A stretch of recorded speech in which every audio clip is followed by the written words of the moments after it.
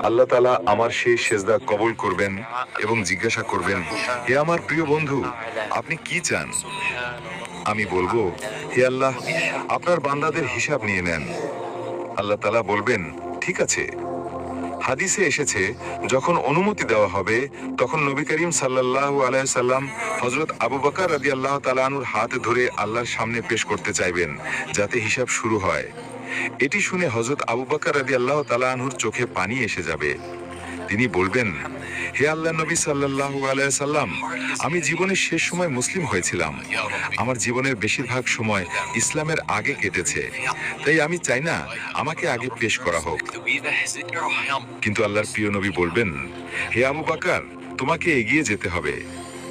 তখন হযরত আবু বকর রাদিয়াল্লাহু তাআলা আনহু এগিয়ে যাবেন এবং নবী করিম সাল্লাল্লাহু আলাইহি সাল্লাম যা করেছিলেন তিনিও তাই করবেন। তিনি আল্লাহর সামনে সিজদায় পড়ে যাবেন এবং কাঁদতে শুরু করবেন।